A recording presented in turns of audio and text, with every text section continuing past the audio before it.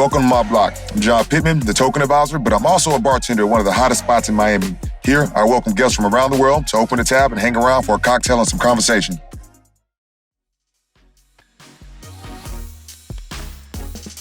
Flash forward a couple years, this whole non-fungible token. Yeah.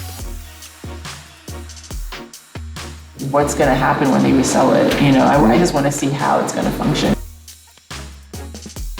Okay. What are some of the inefficiencies you notice, I guess, within the art industry? All right. Okay. So yeah, I have a special old fashioned for you today. Okay. I'm actually gonna add a secret ingredient to it. Okay. Because I think it's gonna make it special, but I'll go ahead and get this smoking. Okay. In the meantime, Murphy's Law at work? There we go. Oh, there you go.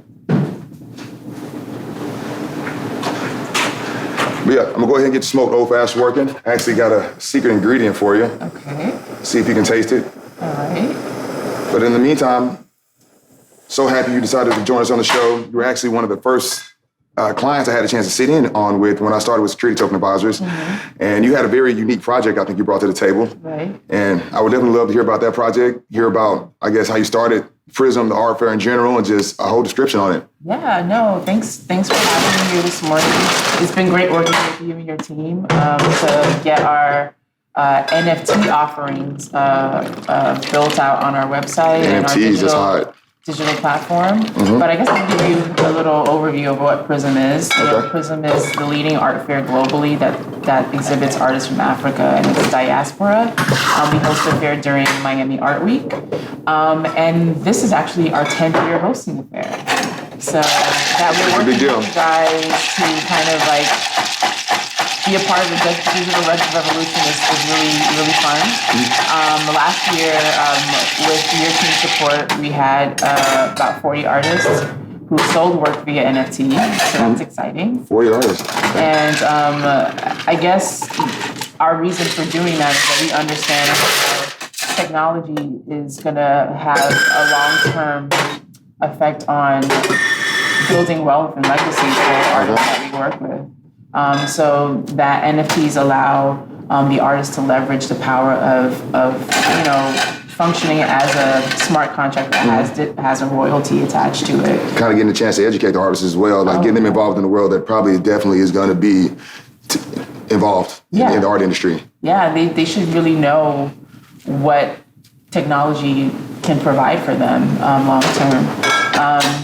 So we have a couple artists who are reticent about participating in it, and so what your team has helped us do is kind of educate them on how NFTs can be leveraged to support them, and we also want to make sure they feel comfortable with it, because it was even foreign to me not too long ago. Right? I took some time out to read about it, and it's so funny because a couple years ago, I had done a white paper on something that was descriptive of what an NFT is. Okay. That was going to be my next question. Like, how did you come across the idea? Yeah. I imagine not a lot of colleagues are just talking about blockchain technology and things like that. Right. I was like, there has to be something that would allow artists to get royalties beyond the initial sale of their work. And I'm not a coder. I don't come from a computer science background, so I just didn't know how to execute it. But the ideas for how this mechanism could work was in my brain, and I even wrote it out. And then flash forward a couple years, this whole non-fungible token thing becomes a pretty important part of the conversation around technology here in Miami and like just globally in general. After post-cryptocurrency launching with Bitcoin and Ethereum, et cetera.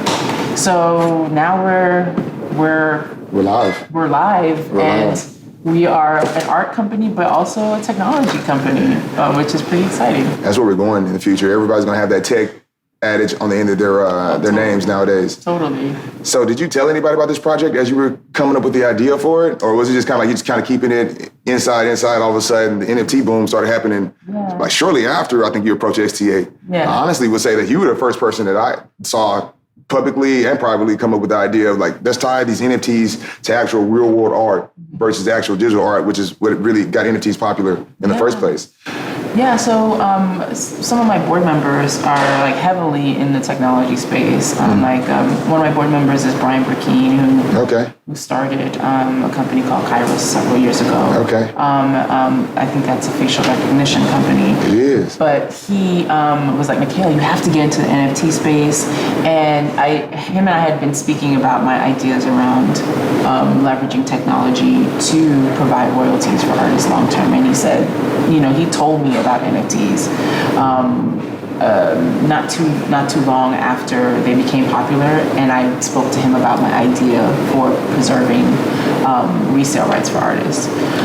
So we've been talking about it for years, as a matter of fact, probably about 4 years. And so you guys had it pretty thought out. Yeah, like we've been thinking about it for a while, and then with your team's help, we've been able to like execute on the idea. So it's been pretty cool and pretty exciting. So I'm excited for you to try this drink. All right, let's see, John, because please. I'm gonna look this way. Just please take one sip, make a face, take the second sip, fake a face. It's good? Delicious. It's good. All right. It's good. That's dope, man. Awesome. And you even have my cherry in there. I'm very... Yeah, as a bartender, if you forget the cherry, that is a fist fight. A fist fight. Every time. Literally. So with the artists, they're on the platform. I think you said 40 of them. They ended up taking advantage of the technology, or were there a few that kind of were resistant or hesitant? And what are some of their objections when it comes along? So a lot of the artists were actually gung-ho. They were like, oh yes, we want to do this, because some of them had already done research on it and had friends in the art space who have really like leveraged it and like have done exceptional things with it. But then the ones who hadn't, I don't think it's that they were not interested in it. I think they just wanted to know more about it themselves first, and they really wanted to, do the research before they decided to jump in. And they wanted to make sure they wouldn't get bitten in the end on the back end of things. So we give them the space to figure out what works best for them. I'm not forcing anybody to opt in, but I'll try to educate them along the way so that they'll feel comfortable opting in when they're ready. Right. Yeah. I mean, the thing is, the space is so young that there really is no research to be done to kind of see what the long-term effects are. Right. So it's just kind of like you guys are the test case. Like we are the people who are going to show people that if it can be done or how things are going to work with it. I'm eager to see what the outcomes are going to be. I'm like, like maybe 2 or 3 years from now when, say a buyer who purchased an NFT that's attached to an artist's work, what's going to happen when they resell it. I just want to see how it's going to function once somebody does resell. Are you going to try to create maybe, I don't know specifically, is there a marketplace for these secondary transactions, like people looking to buy this art and you guys facilitating and transferring that NFT, or is it something that people are going to have to take on their own accord? It's like, okay, I bought this art, I see that it has NFT, now we need to go about transferring this? Yeah, I mean, there is a secondary market in the art market. You have auctions. I'm not a huge belief that artists should be auctioning their work when they're so young.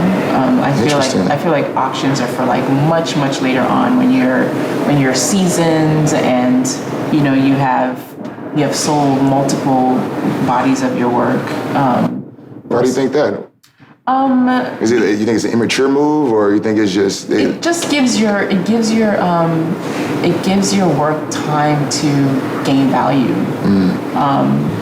and because a lot of times if you start at a young age and you start selling your work so young for millions of dollars, number one, it becomes completely inaccessible to a large number of people, and then you have a much smaller market that can access your work. So it just gives you time to gestate versus like just immediately going from a couple $1,000s to like a couple to 6 figures and then to millions of dollars so quickly. It's just, and then it also doesn't give your practice time to like grow and evolve, where people can actually participate in the flourishing of your practice. Kind of giving feedback, their interpretation using that.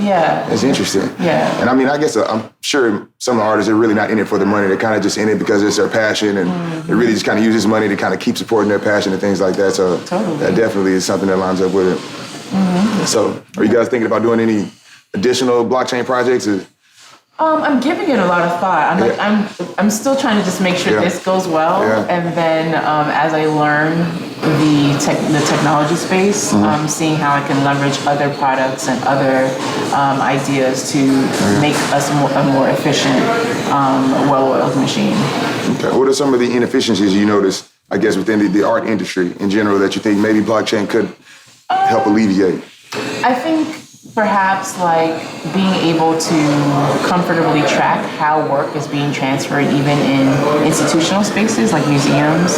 Like safely, carefully, in that sense? Well, it's not even just safely, carefully, but like being able to track the movement of the art. Okay. Like from one institution to the next. From like an authenticity standpoint? Making sure, okay. But from an authenticity standpoint, from a value standpoint, I think it provides the opportunity for more transparency, where we understand how work is valued versus like, there's certain people who are benefiting it from the transfer of art and the reselling of artwork in this marketplace. But you don't ever know who they are until like after the sale happens.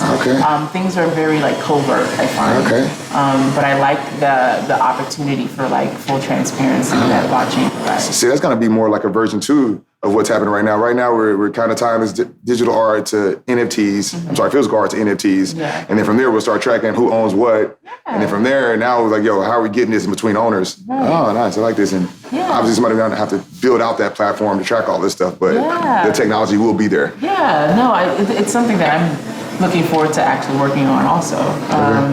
And I think it also will support like because they have what they call like collections, where certain folks who have, I guess, a certain level of gravitas have their own like private collections. And so it helps people who aren't necessarily in that space become, sort of tastemakers themselves. So like if Mikhaile Solomon wanted to have her own like family collection of artwork, the blockchain knows that I have X amount of art pieces in my collection, and then I can start my own, brand of my own collection. So it can be like, so Mikhaile has her collection, we're selling a piece from her collection, and it has an added value to it itself? Exactly.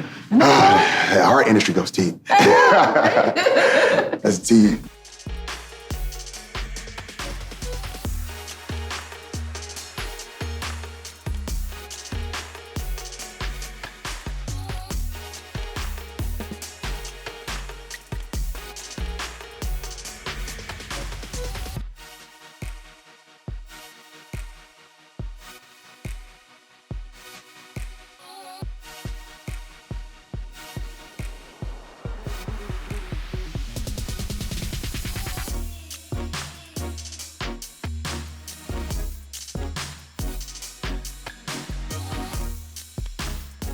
That's deep.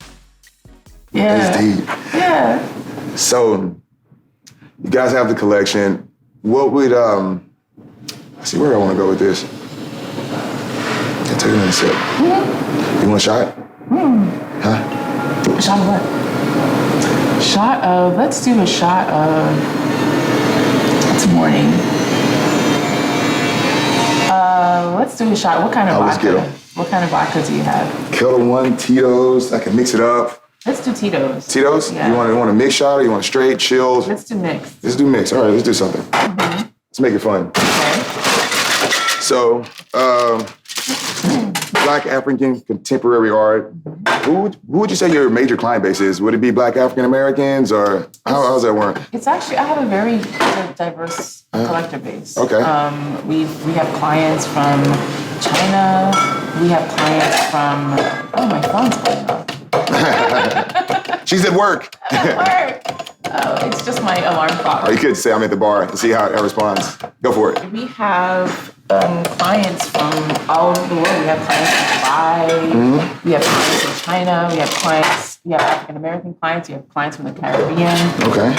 One of our I guess celebrity clients is CCH Pounder. Okay. She's an actress, and she's also on our board. So that's amazing to have her as a supporter of our mission. Yeah, we have like a really wonderful group of collectors. People who have been supporting us from the beginning. We also have amazing philanthropic donors that also support Prizm. So we work with the Knight Foundation, we work with the Green Family Foundation. Miami-Dade is a huge supporter of our project. And now the state of Florida is a supporter of our projects as well. So we have been fortunate that people believe in what we're doing. And you guys pretty active in the community as well? Yeah. So we do, sometimes what I would do beyond just the art fairs, I do curatorial projects. So last year I did the South Florida Consortium exhibition, which is... It's a lot of big words you're using right there again. It's a lot of big words. I told you about the big words. It's too early in the morning. My brain is always doing this. Start with curating, let's work our way back. Then we'll go to consortium. But yeah, the South Florida Consortium is a project that I believe, I want to say the state of Florida and Miami-Dade County sponsors. And it's basically like an exhibition of all of the best artists that South Florida has to offer. So they do a call to artists, and artists submit work.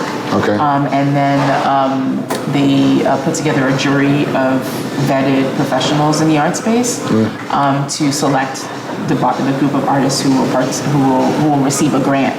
So they scholarship program grant. It's kind of like, it's not really a scholarship. I guess you could call it a scholarship because within the art educational aspect. It's not art educational. It's to help the artists continue building their practice.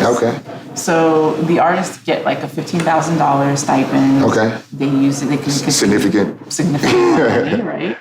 And then they bring in a curator from South Florida to put together an exhibition of all the artists who won the grant. So that's... When does that happen, that exhibition? That happened so they do it every year, annually, and I curated the one last year. Yeah. So it's fun. And do you have any artists from that program that ended up finding their way over into Prizm at all? Actually, yeah. There was 5 artists who were in the South Florida Consortium show last year that have been in Prizm previously. Previously? Yeah. Any of them have NFTs? Or were they part of the NFT bunch? Yes. Yeah.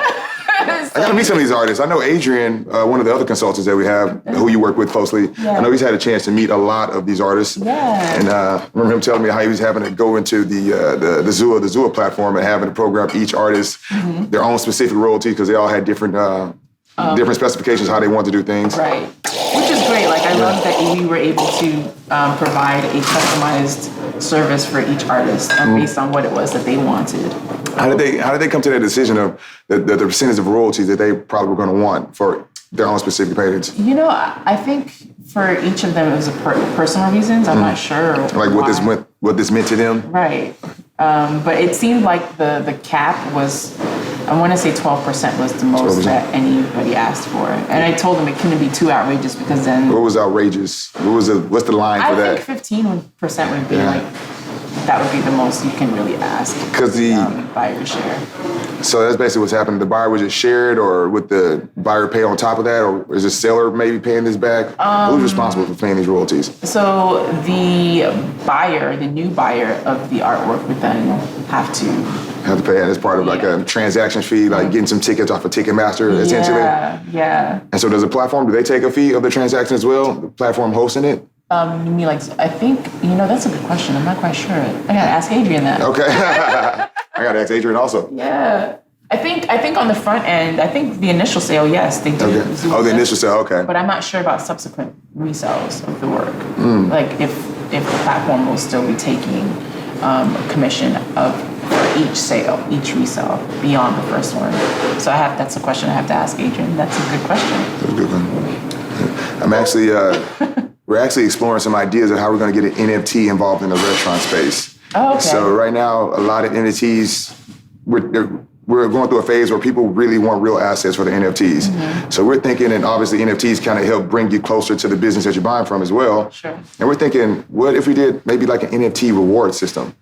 So people come in, they would buy an NFT from their favorite restaurant, but then the NFT holders would then in turn have benefits at their restaurant. Right. Discounts on the food, maybe discounts on alcohol, and then skip priority seating, who knows? And also, That's a great idea. And then I'm noticing that some like conferences and like festivals are even like selling tickets as NFTs. I think tickets is probably going to be the next big wave because I mean people were tired of going to Ticketmaster and StubHub and you buy a ticket for $60, but then it comes out to $115. There's just so many people touching hands, and NFTs can make that process leaner and more efficient. Absolutely. And then the artists, of course, can also make money off of ticket scalpers. Like, you want to buy my tickets first? You guys want to keep selling it down the line? All right, I'm getting a dip. Right. I encourage it. Right. Please scalp my tickets. But my shot's getting stale. I can't take one with you because I'm at work. Yeah. Both jobs, technically. I'm going to eat the strawberry. Wait. Cheers. Sorry, I almost violated the rule. Yeah, it is. My motto here is I will if you will. So. Good job. Smooth, right? Mm-hmm. Smooth, good way to start. Good stuff. So I know you were telling me about the project where you want to kind of create a platform to where you can kind of track the movement of art and things like that. Are there any other future projects you're working on immediately that? Well, our 10th year anniversary is coming. Okay. This year, so that's like the first, and that's like first priority. Yeah. So we're doing. Do you count the COVID year at all? Yeah, we do because we did it digitally and we had panel talks. So we still stayed relevant even though COVID was happening. It was an event. Yeah. And then, we're starting a residency program this year as well. So we're inviting artists from Africa to come stay in Miami. Is that why you were out in Africa? Yes. Okay. I'm going to move out in Africa maybe 3 or 4 years. Oh, me too. Yeah. I'm like ready to go. I'm ready. Like 3 or 4 years, it's going to be popping. Right. No, I'm totally. They're going to come here for the residency program. Like, okay, thank you for everything you guys done for me. I'm going back. But no, but it's going to be an exchange program. Okay, all right. So what we're going to do that's even better. Bring folks from Africa, from Ghana specifically, here to the U.S., and then we'll also send Miami artists to Ghana, and they'll do 1 month of creating work and like almost like a cultural exchange. It is. And then it'll culminate in an exhibition that a curator will put together for. That's amazing. Mm-hmm. I mean, in Ghana, they're pretty much at the forefront of Africa when it comes to fashion and art and creative industries of that sort. Totally. They also could use NFTs. Oh, yes. So you're going to bring the NFT boom over there, too? Oh, yes. Oh. And you're going to have the whole program fleshed out. You're going to be out there instructing other art and founding directors on how to do this. Absolutely. With your team's help. That's what's up, man. I mean, all right, please give me a reason to go to Africa. Right. Well, obviously, the art is still being sold. Mm-hmm. That from the Prizm last year's Prizm Art Fair. Yes. Where can people go to buy this art? So you can go to www.prizm.art. That's our website. And then if you want to follow us on social media, you can follow us on Twitter at Prizm Art Fair. On Instagram, it's at Prizm Art Fair. Okay. If you want to follow me personally, it's at Mikhaile Solomon. Okay. And that's MIKHAILESOLOMON. Okay. And it's Black History Month, too, so it's a good reason to go buy some... It's Black History every day. I like that. Gotta say it louder for the people in Miami. Mm-hmm. Well, cool. Yeah. Thank you so much for stopping by. Thanks for having me, John. Absolutely. Pleasure. To the future. To the future. Yeah.